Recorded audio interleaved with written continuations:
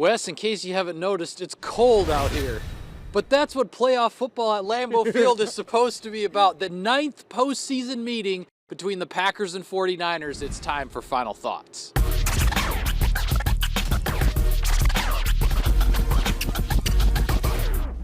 To avoid stating the obvious, Wes, which is a trip to the NFC Championship game, what is at stake here? The Packers proven they are what everyone thought they were, right? You were the best team in the regular season. You earned that #1 seed, and you have a chance to bring this thing from Green Bay, Wisconsin to the Super Bowl.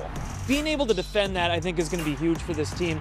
You want to play these games in January at Lambeau Field, and that's what the Packers are going to do on Saturday night. Yeah, absolutely. And the Packers are in the same position they were in last year, right? The #1 seed, you're the only team in the NFC that got a bye.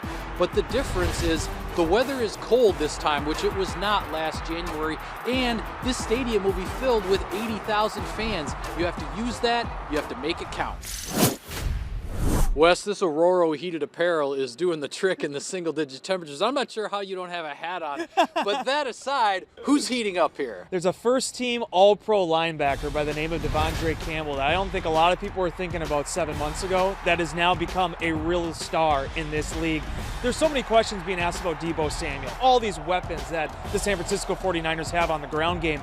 I think Campbell's the neutralizer here. I think he's a guy that is sideline to sideline. He's been a difference maker this season, and he's really been the force on this defense in the middle of it that they've been missing. I feel like he's going to be a catalyst in this game. All right, and you know I like to throw some change-ups in this segment, so I'm going to go with wide receiver Randall Cobb.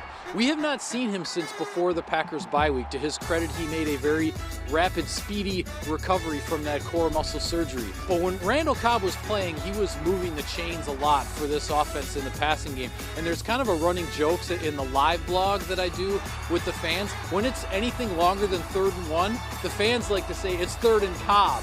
So I'm saying Randall Cobb is going to make some key conversions here for the Packers offense.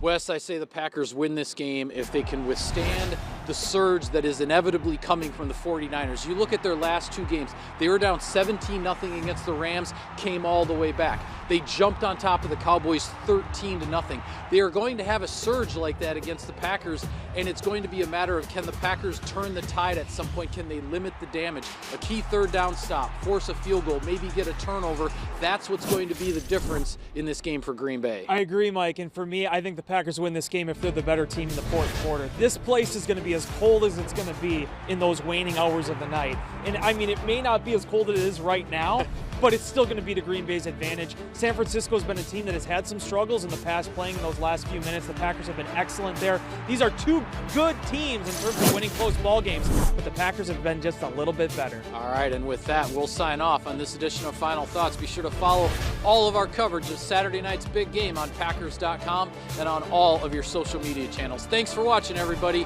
Enjoy this playoff game.